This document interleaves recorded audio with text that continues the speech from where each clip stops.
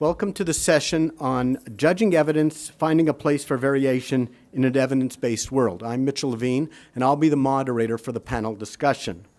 The process for this morning will have initially a brief presentation from HQO, Health Quality Ontario, and then we're going to have a panel discussion where we're going to present 3 questions in series where the panelists will respond to each question, all of them, and then we'll move on to the second question and then the third question. In addition, there's a chair right at the end there, which I'll explain to you that it's going to allow for audience participation, that people will be allowed from the audience to come up and sit in that chair and participate as part of the panel discussion. I'll give you more details about that subsequently. But to start off, I would like to introduce Shamara Beidu-Bonzo, and she will come up, and she's a clinical epidemiologist from Health Quality Ontario, and she has a brief presentation to make.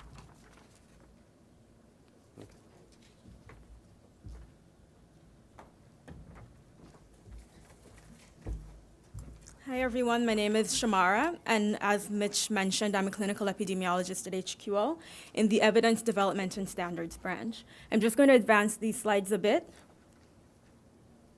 Please follow us, that's our hashtag. These are just the conflict of interest disclosure slides. And here is the team that helped to plan this session. I'd like to acknowledge the other members of the team. So first, I'm going to give you a little bit of background about our evidence development process so you'll understand the slides that I'll be presenting later on. So our process begins with the selection of a research topic or a topic area. And then we decide, after we have a topic, we derive questions around that topic. Following the derivation of questions, we use a number of different tools and resources to answer those research questions. And so those tools can include economic analyses, they include existing evidence, they also include patient and public engagement, and the participation of expert panels. So in the patient and public engagement piece, you'll see on the bottom of the slide that it's in a yellow box, and it's because we haven't always consistently included patient and public engagement in our process. However, we are in the process of developing mechanisms so that patient and public engagement becomes more embedded and consistent in our work. Following the synthesis of the evidence, we create a report, and that report is used by the Ontario Health Technology Advisory Committee, or OTAC, to design recommendations. And these recommendations, before they're finalized, we send them out to the public, and we invite different members of the public and professional organizations to comment on those recommendations, and then we incorporate those comments into the revised recommendations, which are then finalized. Those final recommendations are then implemented into the healthcare system, and they drive system change. And so we have a number of different branches in Health Quality Ontario, like the Quality Improvement Branch, which is responsible for the implementation of those recommendations. We also have the Health Systems Performance Branch, which monitors the system's performance and monitors the uptake of those recommendations and quality within the healthcare system. So this is an overview of the different types of evidence products that we have. So we have 6 main evidence products. In addition to single health technology assessments with focus on a particular medical device or technology, like a single diagnostic test, we also have, we also provide evidence so that expert panels can make recommendations, as we do for the quality-based procedures, or QBPs.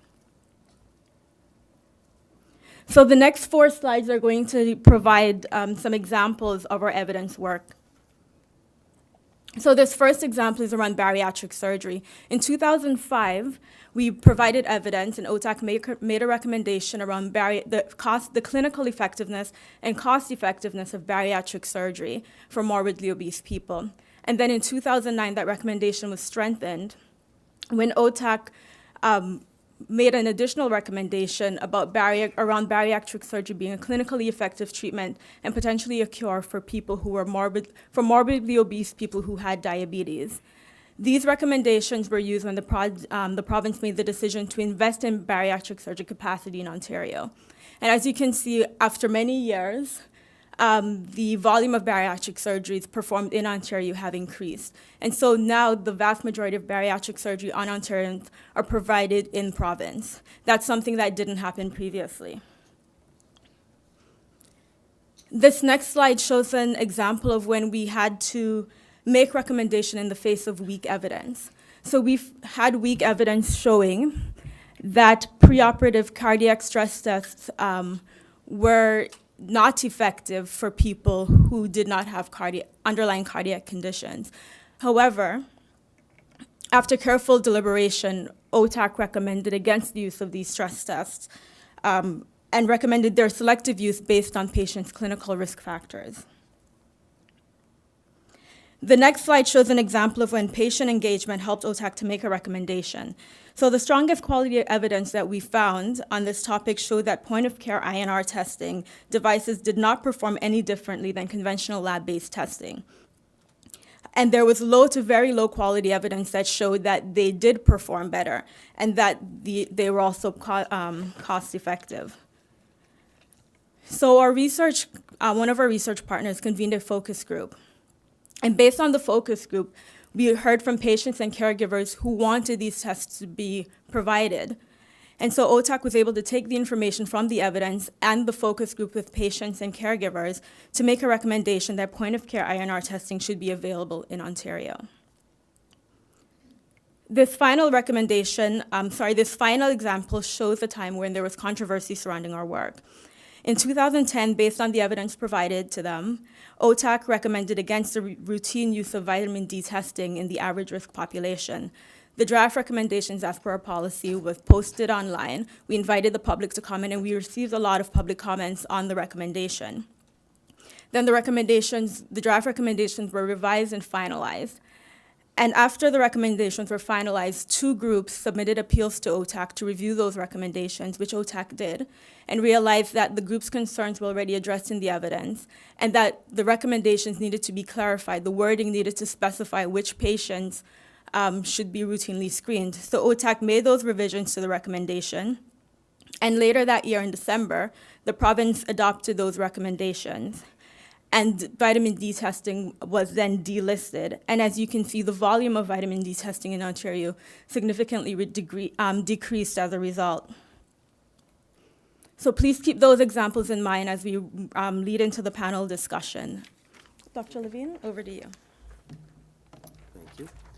Okay, so as I suggested or mentioned earlier, the process will be that there's going to be 3 types of questions addressed to the panel, and they'll respond. We will want some audience participation, and as well, there's an opportunity for the audience to participate by asking questions after the panelists have had their opportunity to respond to the questions.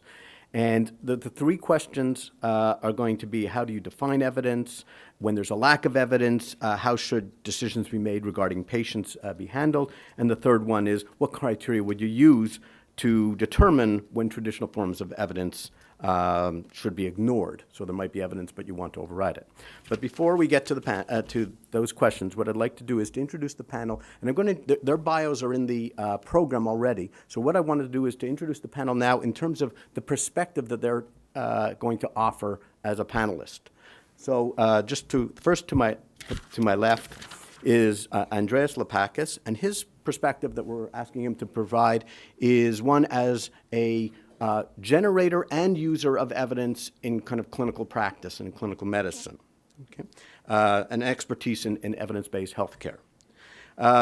Next is Monique Lloyd, and she will be providing kind of a perspective from the allied health and nursing profession.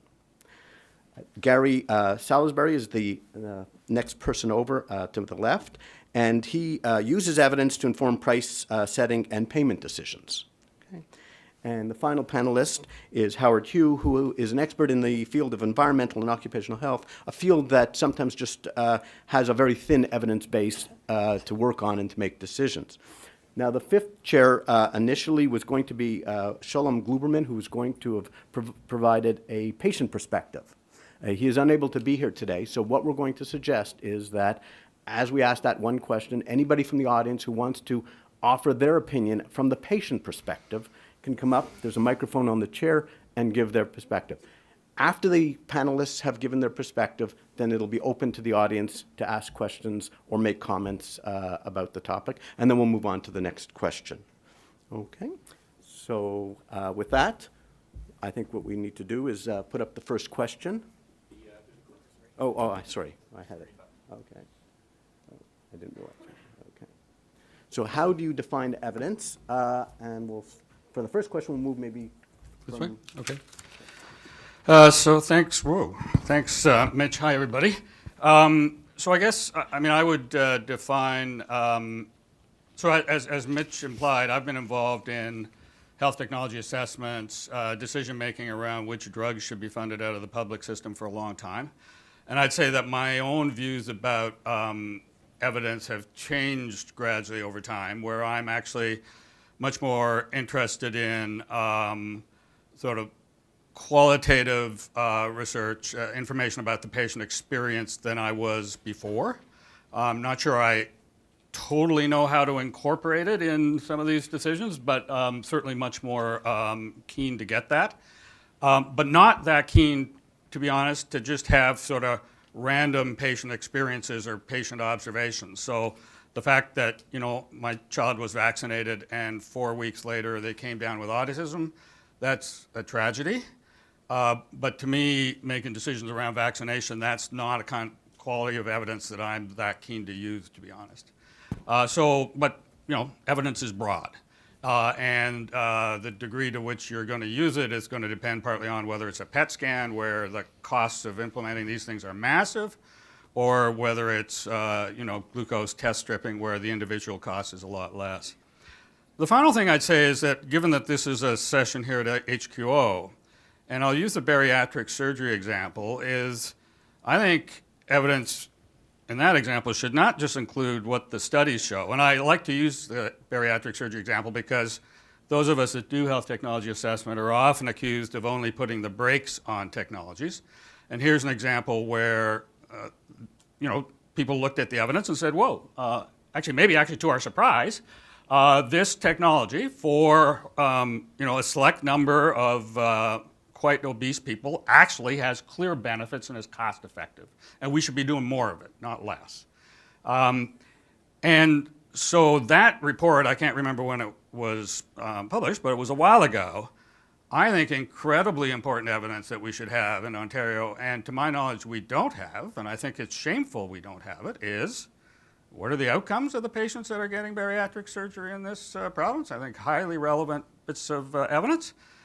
Do people in Northern Ontario have access to bariatric surgery just like people in Toronto? Are patients being fully informed about the pros and cons? Because it's not just the surgery, it's the diet, and it's the whole shebang that they have to go. So I would just make a plea, and I think actually HQO is perfectly aligned to actually line all those up so that they don't just do the HTAs, but they actually, or maybe it's not HQO, it's ISIS, or someone in the system at least, provides the evidence around how these things actually work in this province. Great. Okay, so how does one define evidence? So I'm here representing Nursing and Allied Health, but I do have a bit of disclosure, and that is that my name is Monique Lloyd, and I am a recovering scientific evidence junkie. And when I say that, of course, traditionally we think of evidence as scientific evidence, evidence published in peer-reviewed journals, coming from different varied sources, ranging from qualitative to quantitative. Quantitative is what I absolutely loved. It's a recipe. The methodologists in the room can probably relate. There are certain steps. There's a predictability in the methods, of course, not in the outcomes, but in the methods, it's a nice step-by-step sequential approach that can be taken. But certainly, we are starting to hear that scientific evidence is not the sole thing or construct that decision-making should be based on. And absolutely, when we think of evidence and producers of evidence, the way we look at it at the Registered Nurses Association of Ontario is there are four constructs, if you will, or if you think of a Venn diagram with four overlapping circles. Of course, the scientific evidence is in there in one circle, but we have the clinician's experience, their judgment in another circle. We, of course, have the patient's values and preferences, and then we have the clinical circumstance, including, for example, the patient's history. Now, many, many years ago, and I won't say when, but all of my friends were like, you have to get onto Facebook. It is the thing. It is the movement. And of course, with Twitter now, Instagram, all of these other social media sources, we know that everybody's lives are out there on public display. Now, 2 years ago, I attended a big data conference and was shocked, although I should not have been shocked, to hear that there are companies out there mining this data right now. They're collecting your unsolicited advice, your unsolicited feedback and experiences with health technologies, with medicine, rate your MD, with your physician, with your healthcare provider. And they're packaging this up into algorithms of if your Aunt Betty or your sister Susie is of a certain demographic, chances are she's going to like drug X over drug Y based on the information we've received from these unsolicited reports on social media. So we're knowing that that circle in that Venn diagram on patient values and patient preferences is growing and having a huge impact on what is evidence. Now, what we also know is when you ask, let's say, the average point of care practitioner, what is their source of evidence?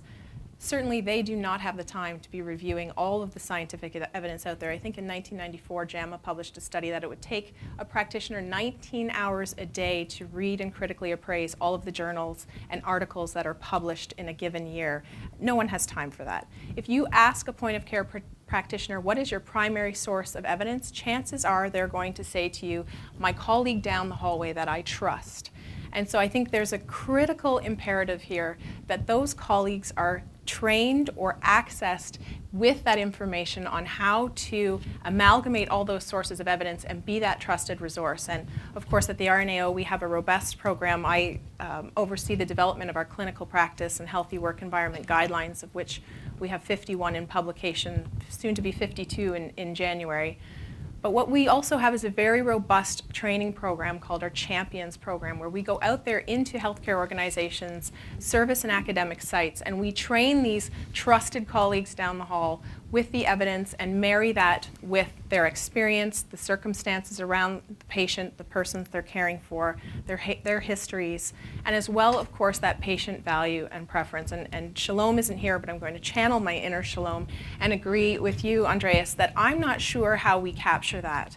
That in a clinical practice guideline, of course, the lowest common denominator of generalizability is what we need to use. These guidelines need to be applicable across jurisdictions, generally across patient populations for a specific clinical condition, but to the extent that they are generalizable to the greatest majority. And there still is that issue of now needing to look at patient preferences and how we incorporate those values into that set of evidence. And I agree that we're certainly moving in that direction. On one of the slides presented a moment ago with HQO, it was interesting to read that the OTAC recommendations suggested looking at the clinical circumstances, the patient's clinical circumstances, but not the patient's values and preferences. So where surgery may be the appropriate thing to do based on scientific evidence and outcomes, is it what the patient wants?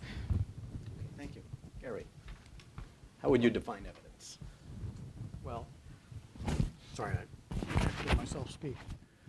Can anybody hear? Yes, I can. Okay. So it's interesting in the slide deck you proposed that 3 of the things that you referenced were things that I wrote asking OTAC to review. So vitamin D, bariatric surgery, and anyway, it doesn't matter.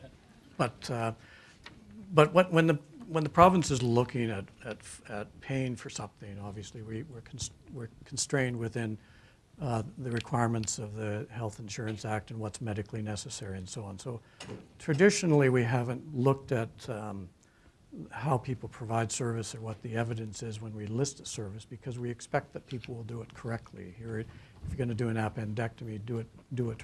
We trust the providers to do that, and I think we still need to. But in the last while, we've been incorporating evidence more into language of the physician schedule benefits and others, so that we're trying to articulate: have you thought about whether you're doing the service and is it for the right indication? So we're dipping our toes into that. So that's how we're trying to incorporate evidence. And obviously that means we're taking information from the system and stakeholders and OTAC and HQO to be able to help us articulate that. But I'm also a clinician. I haven't been practicing much lately, but I could probably relate a story. Everybody's telling stories today. So about 4 years ago, I was in a clinic and parents brought in a little girl. She was 3 or 4, and she had an earache and so on. So, in examining the patient, you're always doing anything with the patient, you're gathering evidence to figure out what's wrong here. And so I asked the parents some questions and examined her and found that she probably had a viral infection. There was no evidence of anything bacterial, and told the parents, so here's what you have to do. And it's very important that we transmit the evidence that we know to the patients to say, you know, you don't need an antibiotic, but if I'm right, this is what you should expect happens, and if I'm wrong, this is what might happen, and this is what you should do so that you know when you should re-engage with the system. And at that point, the little girl brought up her own problem, and you know, I'm not one of those people who tells her, well, you know, you should make another appointment. I only do one thing a day. But she was listening while I was telling the patients, and she then sort of came over to me and sat on my knee.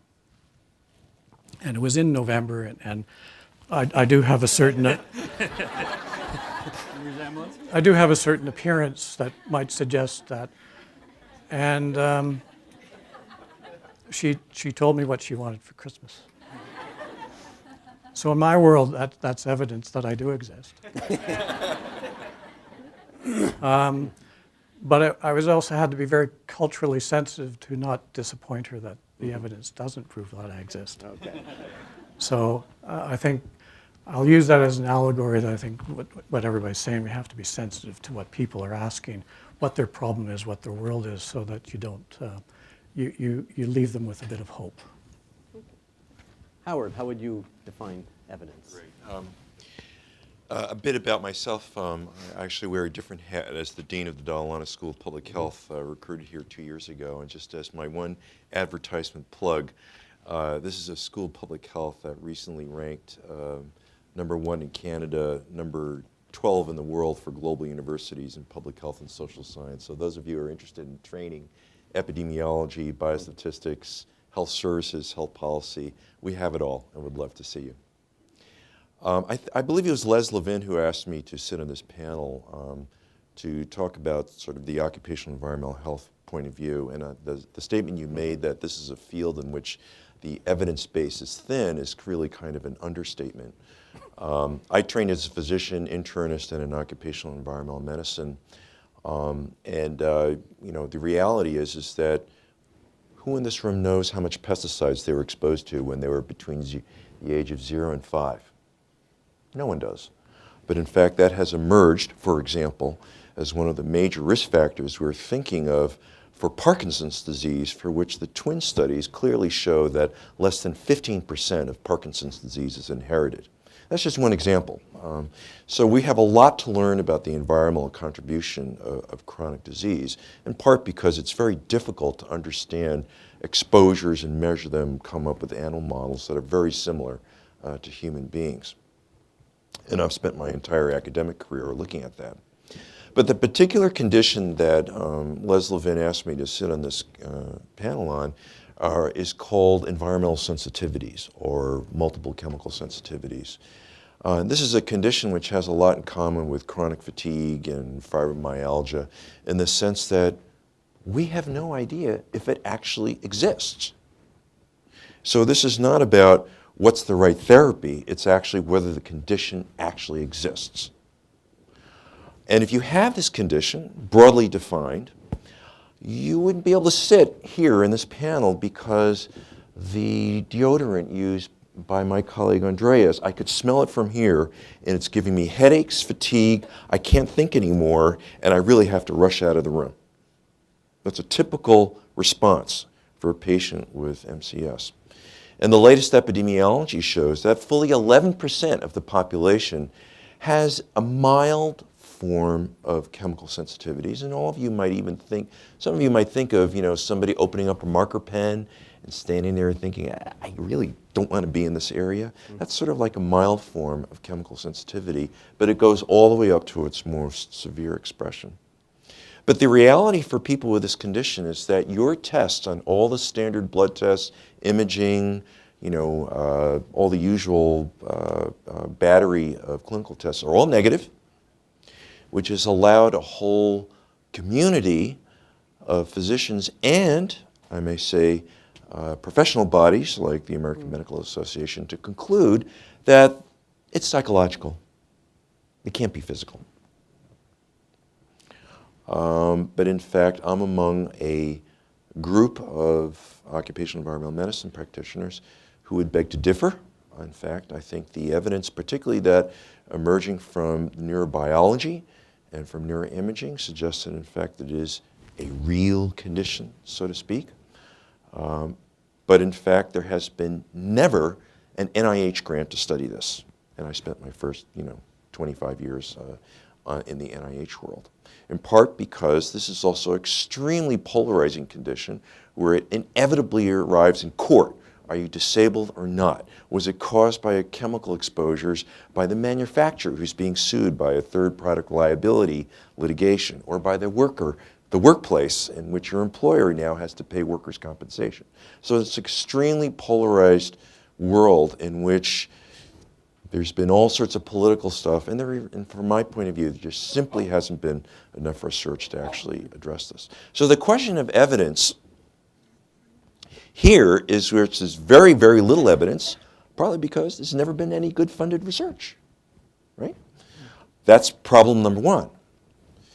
Problem number two, is, of course, is that it's very polarized.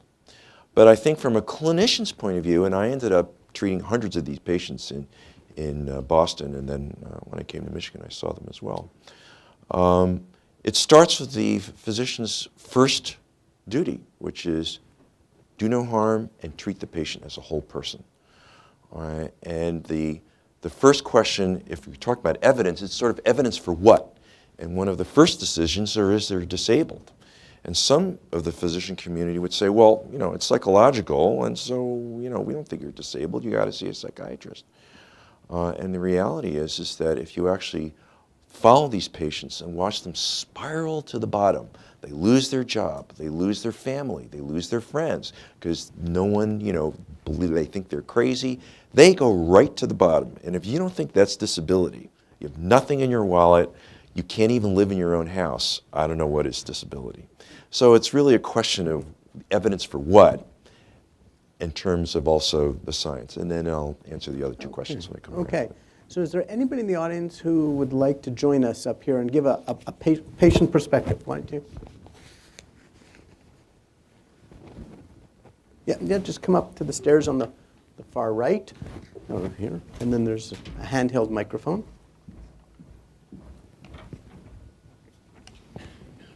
This is kind of unexpected, but hopefully I can fill Shalom's shoes. My name is Sydney Graham, and I am actually a patient and family-centered care consultant and patient engagement educator, and I'm on the faculty of Patients Canada.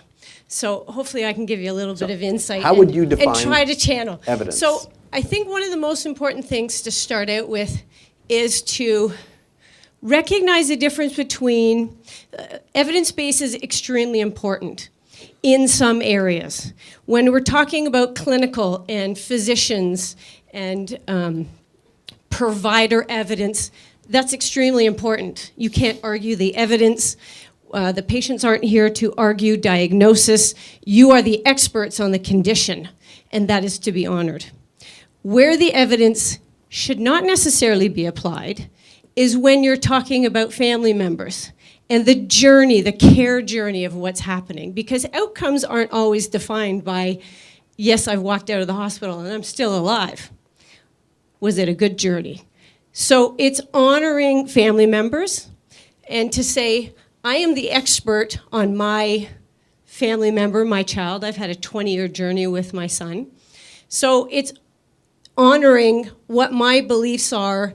And it doesn't have to be evidence-based. We're talking a difference between qualitative and quantitative. Since we're telling stories, I can sort of give you an example. I've done a lot of work within hospitals, giving patient perspective on different committees. There is a committee at a hospital that is looking at families in the surgical task force. And so what that is debating is whether family members should be permitted into the operating room while a patient is being anesthetized, whether there's any benefit. Now, this is a terrific example because this committee has actually been running for 15 years now. It's a little bit frustrating. And the evidence shows it's not going to change the outcome. It does not help the patient. And I am sitting on this committee and I'm saying, I have done it more than a dozen times. It changes the entire journey of what we go through. It keeps the patient calm and relaxed. I'm there with my son as it's happening. There's no anxiety for him. There's no anxiety for me. He goes into the procedure, he's quiet. He comes out of the procedure, the first thing he sees is me. He's calm and he's quiet and he goes back to sleep and he recovers. And he's out of the bed sooner. And I'm trying to explain this to them, but they're telling me the evidence says that there'll be no outcomes. So what's really important, I think, is to see the lens of the family. We are delivering care now based on patient experience. You really have to listen to the values and the needs.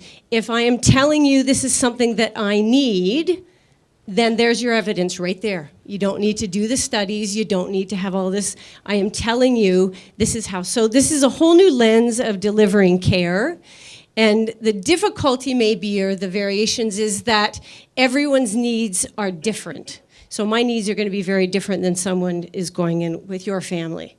And so it's really a question of just asking, is this what you want? And if it is, there's the evidence. Okay, thank you. I think if there's one common theme that I've heard is that the answer is, what is evidence, or how do you define it? It depends, and it depends on what it is you're measuring. That's kind of what's come across here.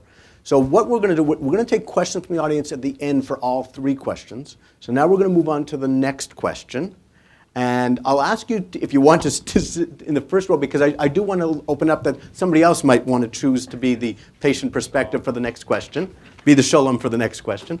So the next question is, where there is a lack of evidence, how should decisions regarding patients' care be handled? And maybe Monique, why don't you start with this one? So when we received the questions in advance, again, full disclosure, when I saw this question, I had a couple of things I reacted to. So in the lack of evidence, and we're making decisions, is that still evidence-based decision making? Are we still evidence-based practitioners if we're faced with this situation? So that was the first thing. The second thing is, are we ever in a situation where there is truly no evidence? Again, knowing how I define evidence, is there ever such a thing? And thirdly, it's a funny question, because when there is lots of evidence, how should decisions regarding patient care be handled? That's still a huge problem. So it's ironic that we have this question when in fact the opposite is an equal challenge in many situations and cases. And just a little side plug, since we're doing a little bit of that, the RNAO is currently working with the McMaster Health Forum under the leadership of Dr. John Lavis to talk about this sort of thing and start into a stakeholder dialogue around how we optimize the use of evidence in clinical practice, and things like this will be touched on. So in terms of a lack of evidence, my question is, what is the definition of lack of evidence in this particular situation? And I think whether it's an individual practitioner, a group, a system, what have you, that has a knowledge deficit or information need, what is the motive behind that need? Is it that there's uncertainty in practice? Is it that traditional sources that were relied upon failed them in the past, i.e. they went to Medline, they tried something, it didn't happen as they had expected, the outcomes weren't as they were anticipated, and so it's not a reliable source anymore, therefore there is no evidence? Or is there, as I said, I think that rare example where there truly is a lack of evidence? So in terms of approaching this situation, and I will share another story. The RNAO recently published in February a best practice clinical guideline on safe sleep in infants 0 to 12 months of age. And so I'll be extremely candid to say it landed on the front page of the Globe. And the writer honed in on one sentence on one page in the guideline, it's over 100 pages long, and that was around swaddling, saying that thou cannot swaddle your baby anymore because it leads to SIDS. The number of letters and phone calls we received was tremendous. Now, the evidence we know is inconclusive. There have been studies that have shown an association. There are other studies that have not. From a practitioner's point of view, as has been said, we wish to do no harm. But in that case, the guiding principle of informed decision making is really key. Sharing with the patients, the persons, the families, that the evidence is such that it's inconclusive. The outcome is severe. So if, in fact, there is a link, if we have more studies to show that, in fact, swaddling babies leads to SIDS, sure enough, you can bet people are going to stop swaddling. But currently, there is such a passion around new mothers, and of course I am one. Swaddling stopped my baby from crying. It was a quick thing to do to keep them warm, etc. So it's a really hard thing to turn people's perspectives around to say, but there is a study out there that has potentially demonstrated a link. But again, as the provider and in the interest of doing no harm and respecting patient values, patient preferences, and the situation, one must work with families in order to make that informed decision. If you choose to swaddle, let's look at the other recommendation, which is room in with your baby for the first 6 months of life. And that has shown tremendous outcomes in terms of care and development of that child. So if you choose to swaddle, be in close proximity to that child, in the event that anything should go wrong, you're right there. So looking at balancing some of those recommendations in order to make that best case for that family, to make that best informed choice, and knowing that you've done your due diligence in sharing what's out there and being transparent about that. Okay, thank you. Gary? Again, this is a difficult question to sort of think about because, you know, there rarely is a lack of any evidence because people's experience and patients' experience and the physician's experience, even though if it's, you know, n equals 1 or n equals 10 doesn't invalidate the fact that you can apply it. But I would turn it around because really patient care should always be handled in a manner that's sensitive to the patient's needs and also incorporates evidence, whether that's good evidence, bad evidence, or middling evidence. That should never be absent. So when it comes to payment decisions in terms of government, there's sometimes absolute, this thing doesn't work. And it's easy to say we won't pay for it. But in many circumstances, there may be no good evidence that we can say this thing works, but in the absence of that, common acceptance in the various professions say we still think this is a good thing to do. So that's the challenge of being able to say when is something black and white. There's no proof of this. I mean, a few years ago, the non-radiation mammography using thermoscans and so on, we took it out of the schedule. There was zero evidence that it had any impact. And some people were, you know, upset about that, but the evidence was so strong that you couldn't say that this is a practice that we want to do because people who do it might be harmed because they may not be getting the right sort of testing done. So from the government and ministry's perspective, that's where we have to land. We need something that really sharply says don't do it. I think we're more tolerant of things which are maybe in the gray zone. Okay, Howard? When there's a lack of evidence, how should decisions be made? So again, I'm just going to come back to my particular case and why I was asked to be here. You know, conditions in which the question is whether they actually exist or not. I think one of the most important rules for me right off the bat is that it's really important to do the full diagnostic workup so you have, even if it's based on a diagnosis of exclusion, you have quite certain that whatever it is, controversial condition, your conclusion is that's what it is, and it's not really something else. At that point, I think there's really no room for unproven diagnostic tests. Because you know, the world actually, if you type in the conditions that I mentioned, you'll find an incredible amount of disinformation, and which is the world of information in which the patient and the provider you know, exists in, that are recommending all sorts of, you know, scanning techniques and, you know, unproven serum antibody tests, all of it, you know, mostly complete without any shred of evidence. And you have no idea what to do with those tests, and it's really just a waste of money.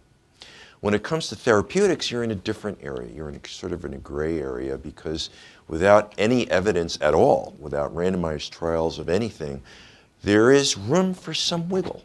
For instance, you can consider comorbidities that might interact with the condition at play.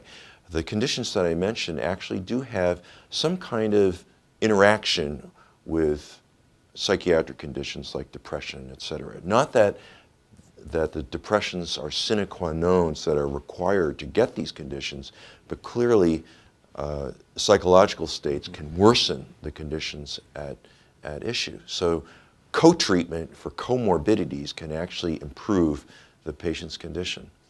The second is that you have to think of analogous conditions, and sometimes if the cost benefit from a point of view of the therapeutics and what the patient's particular condition might be, may in favor be of some sort of off-label use.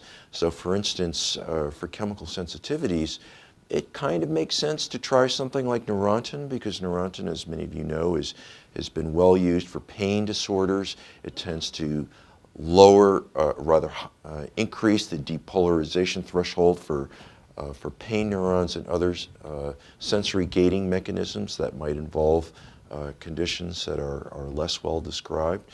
And there have been case series that have been described, no randomized trials.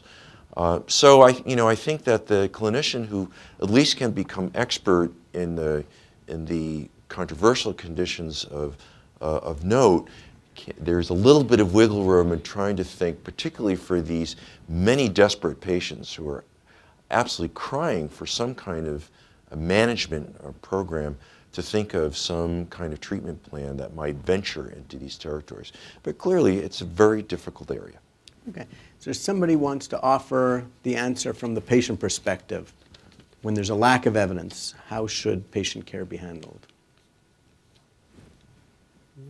Sure.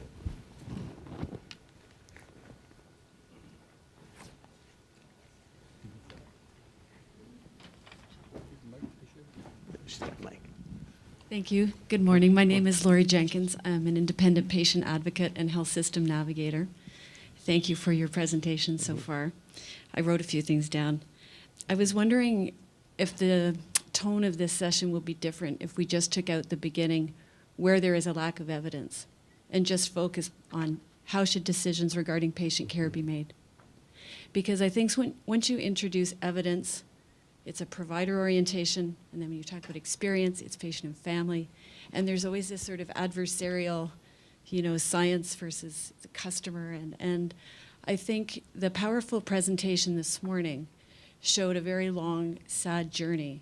And the breakdowns were highlighted very well. And so how do you get that kind of evidence, start collecting? And I know it's difficult, but if we want to transform the patient experience, we really need to understand it in terms of where the potential breakdowns happen. Because regardless of disease or demographic, my experience in the last 3.5 years has been that this is a very common failing, and it has almost exclusively to do with information. That the patient experience is largely one of an information deficit or a respect deficit. And it's through no disrespect from the provider. It's just, the overarching mantra of you can't manage what you don't measure.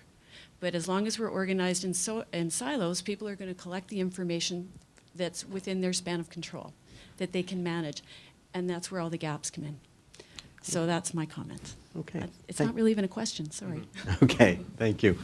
Andreas. I mean, I had a similar response to, I think, almost all the other panels, which is that there's almost never lack of evidence. And I think, actually, there's lots of circumstances where there's tons of evidence, and very reasonable people would, being fully informed of that evidence, make very different decisions. And I'm going to use the example of PSA's screening, which has been in the news a lot. I'm not an expert in that area, but there's a lot of evidence around that in terms of what happens when you have a radical prostatectomy, in terms of the downsides of a biopsy, in terms of there's a lot of evidence. And in my view, actually, and I'd be interested in the discussion, I would have thought ideally this is obviously a value-sensitive decision that fully informed patients should be making. And it intrigues me that we don't, I think, in Ontario, use decision aids as much as I think we should. And I was involved with the group in Ottawa like 25 years ago when Annette O'Connor first started that Ottawa Hospital Research Institute decision aid group. And I just thought they were the greatest thing since sliced bread. I mean, you carefully look at the evidence, you provide them as honest as you can to the patients. The likelihood if you have a prostatectomy, you're going to be dribbling down your leg forever and you're going to be impotent, and the likelihood that you're going to get better, and like you make the choice. Yet we don't use them. And like, I honestly don't understand why we don't. And it should be a lot easier to use them than 25 years ago when we started developing. They were all paper-based and we just started having computers and all the rest of that stuff. And now, you know, it should be so easy. And so I'd be interested in knowing why we don't. I'll leave it at that. Okay. Okay. So again, if I was to try and kind of think if there's a common thread here, I think it's the need for information for patients to make informed decisions, recognizing that there might be weak evidence rather than lack evidence, but at least to have that information that can contribute to the patient decision, and risk-benefit would be, and values would be incorporated in that final decision. Okay, so why don't we go on to the third question? Maybe, yeah, if you can leave that chair empty for one more person. The third question will be, well, okay, when there is evidence or traditional evidence is available, when are the criteria that you should override that type of evidence? When is it reasonable to say, you know what, we're going to actually put that evidence to the side because there's something that's worth overriding it? And how would you define the criteria to do that? Well, Gary. In my Santa.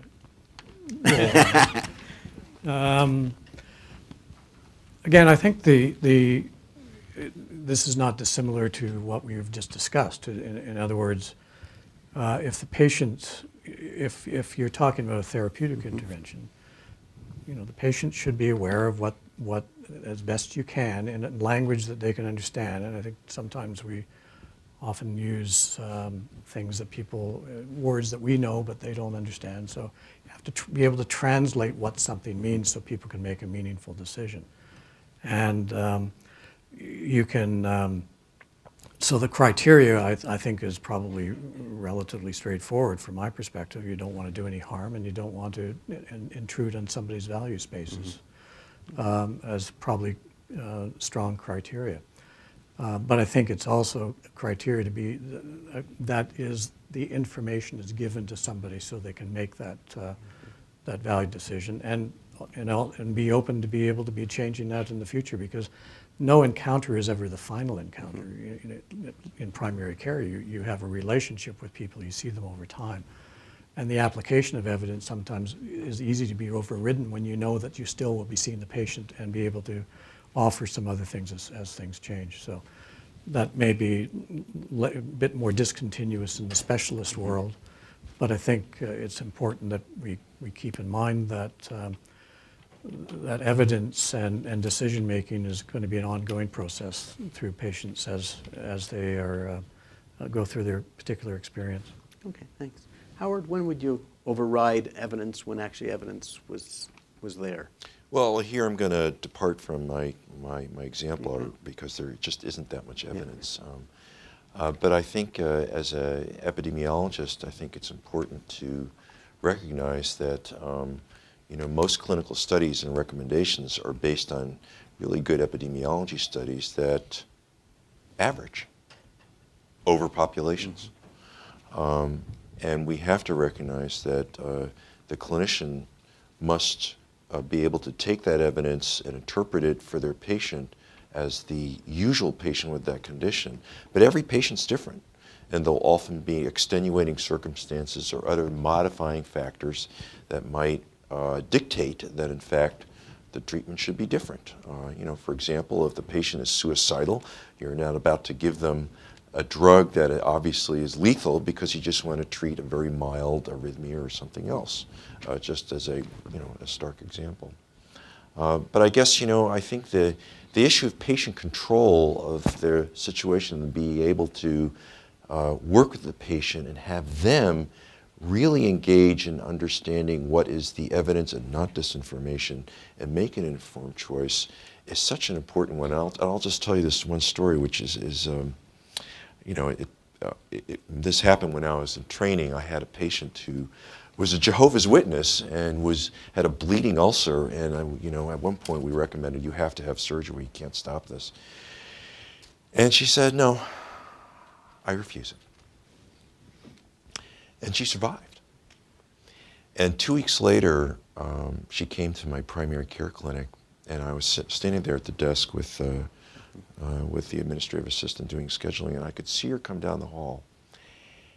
And she looked like she was walking on air. I mean, she came to me and was just so full of vitality, and she had justified her religion, right? I mean, this is not something you would recommend for minors or children or whatever, and you know, the whole issue of vaccinations and everything, but she made a personal decision, and it transformed her life, and she became this incredibly healthful person who survived the ultimate test of God, I guess you could call it.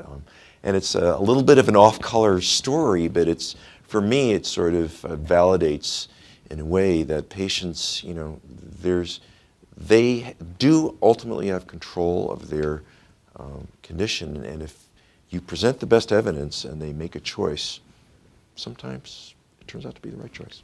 Okay, thanks. Is there somebody who would like to offer the patient perspective of when evidence should be ignored, overridden?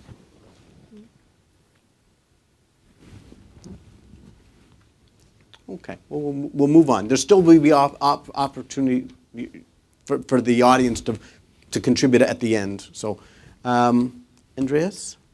I'll maybe talk about two ends of the spectrum. The first one was quite a few years ago, I chaired a panel that was recommending to all of the provinces except Quebec which drugs should be paid for out of the public purse. And we were asked to look at drugs for Fabry's disease, which is this very, very rare disease that children get that is lethal over time, or fairly at an early age. And there was a new drug for Fabry's disease that clearly, when you looked at the biopsies of the kidneys, actually markedly improved them.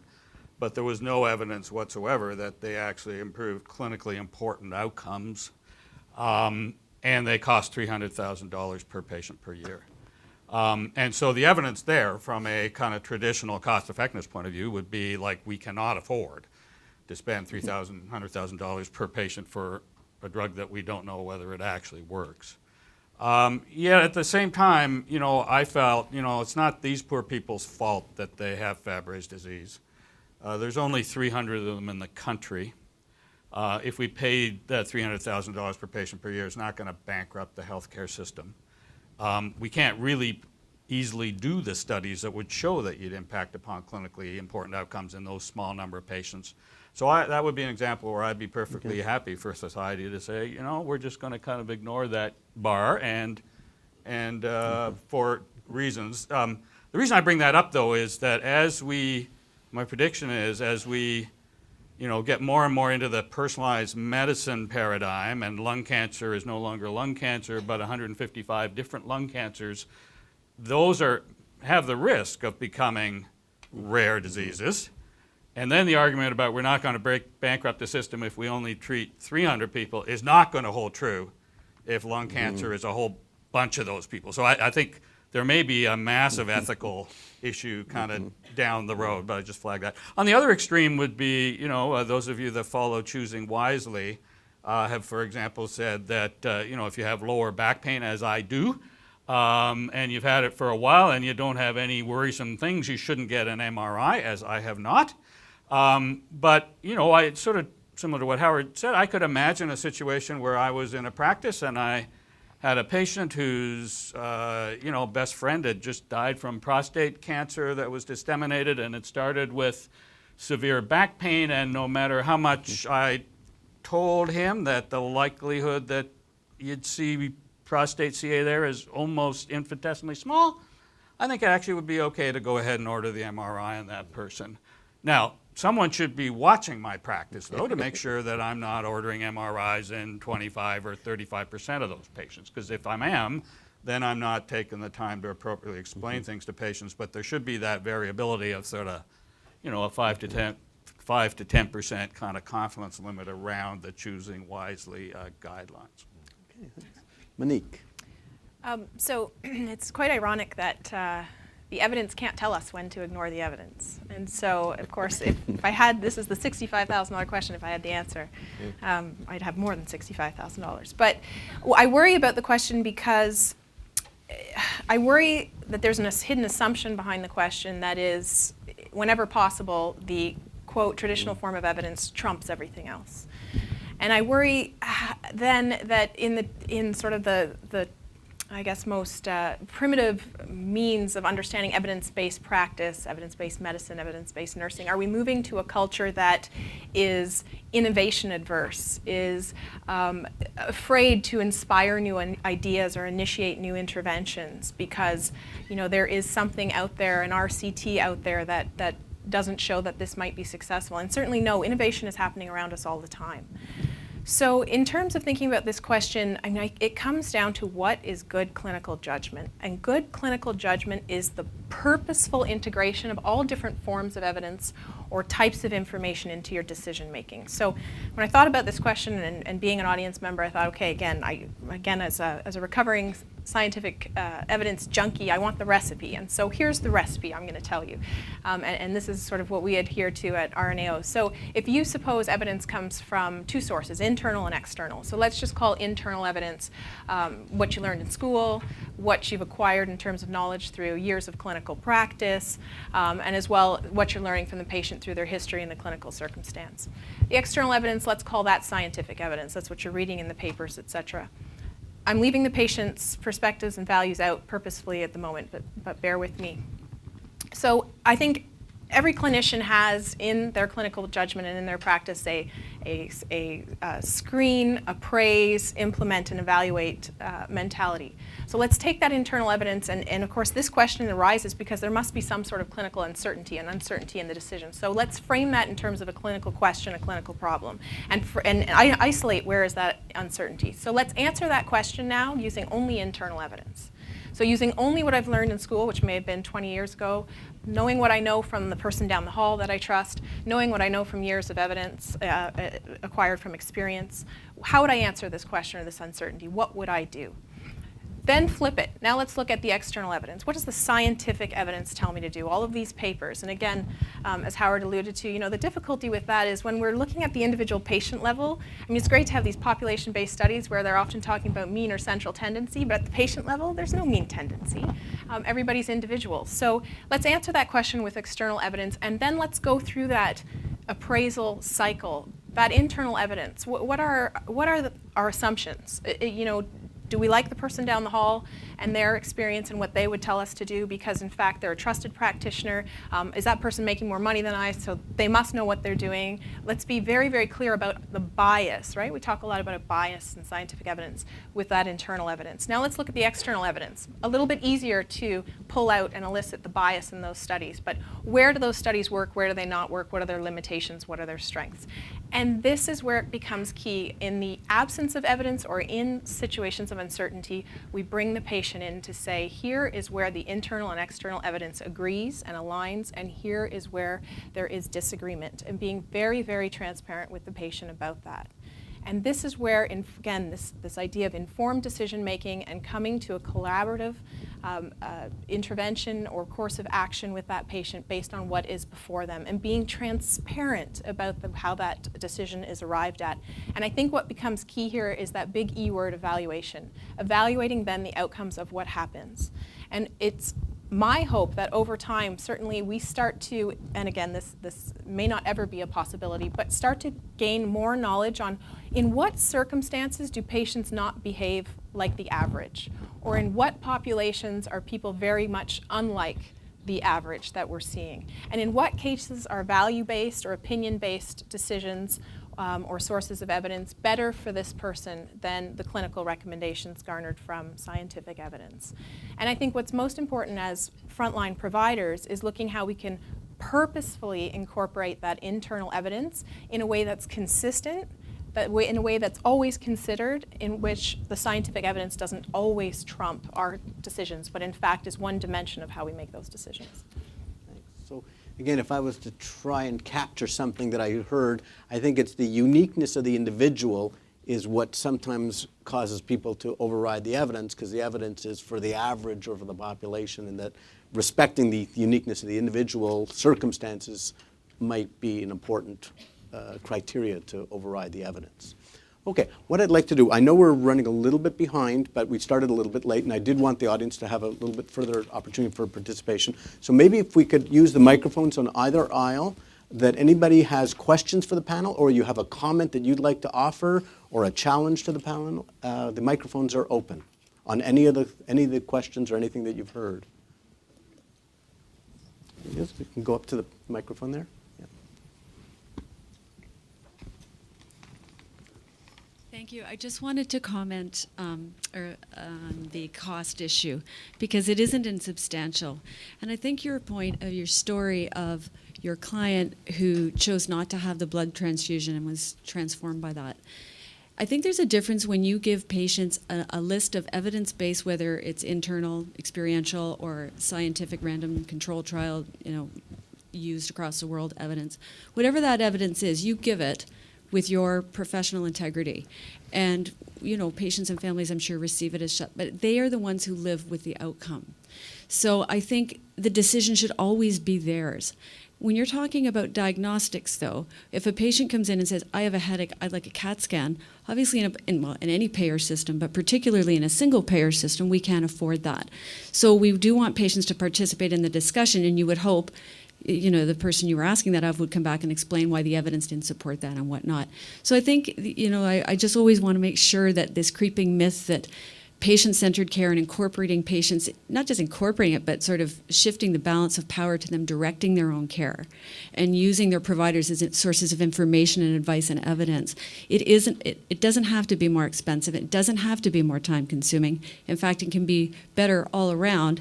It's just, it's quite a piece of philosophical change management, that's all. Let's go ahead. So if I imply that I think patient-centered care is always more expensive care, I certainly did not mean to do that at all.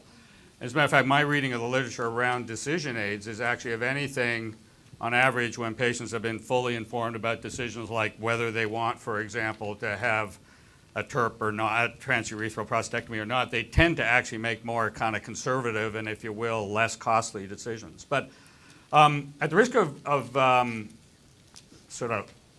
being controversial, I'm just going to pick up on your comment about the decision should always be the patient's. And I must admit, as a sort of physician who also sits on panels that recommend what should be available, I personally do think it's reasonable for society to say there's the evidence around some drugs, for example, that the evidence, let's use a controversial cancer drug, that this drug costs, I'm making this up, $150,000 a year, and on average it extends life expectancy by 2 weeks. I'm, as a physician and actually as a patient who has an 88-year-old mom, I'm very comfortable actually with society saying, we're not going to pay for that. And I'm actually comfortable as a physician, because actually in some ways I'd rather kind of have what I think are sensible people kind of setting the boundaries, like some extreme boundaries to say, like, I'm just sorry we can't do it, but then within that boundary, then I fully agree that the decision should always be the patient's. Okay, question or comment? Two-part thing. Yeah. I wonder if the conversation has not assumed that evidence-based practice is more common in the work we do in the healthcare system than it really is. So we've started from a perspective that, well, there's a whole bunch of evidence and people act out of their evidence in their clinical work. I would say working in community mental health for a lot of years, trying to get clients to hospital programs and clinical programs and get clinicians to work with them, that I think that's a gross overestimate. Maybe that's too strong a way of putting it, but I think it's a gross overestimate. And that kind of leads into the other side around when you do ignore the evidence and so on. I think the answer is, I don't think it's actually a clinical decision. And maybe that's controversial to say, but it's a human decision. And I think sometimes when we start thinking from evidence, we overestimate the degree to which our interactions with other human beings are based on clinical decisions, and that many of the decisions are based on human decisions. And I'll give you an example of what I mean. So I worked for quite a few years with street homeless and street-involved substance users. And for many, many years, we would tell people in hospital settings that if the person can't use, they can't get treatment. Now, there's no evidence to say, you know, there's no research study that says, you know, street-involved drinkers can't drink in the hospital. They don't get good care, but it's just kind of logical, right? And there was always one hospital where we could get some traction on this. And it started to work better. We had one experience with a client who had a bad infection, needed to have a medication on an hourly basis. It was something that you or I would do ourselves at home. Hospital discharges the person home. Street-involved drinker, never going to happen, has serious health consequences. Finally managed to convince the hospital to let him drink in the hospital. And initially it was a very exciting experience. Initially he said our staff could come in and take him for a walk so he could have a drink outside the hospital, but then his friends started showing up to take him for walks. The hospital decided that didn't work so well for them, so they then agreed to what we'd originally wanted, which was to allow us to bring him a six-pack every day and put it in his hospital room so that he could, and he got his treatment and got better. And I think you could make a case if you did a whole bunch of research that this is a clinical decision, but it's not really. It's a human decision, right? And similarly, in diabetes care, for example, I used to run a primary care team for homeless men.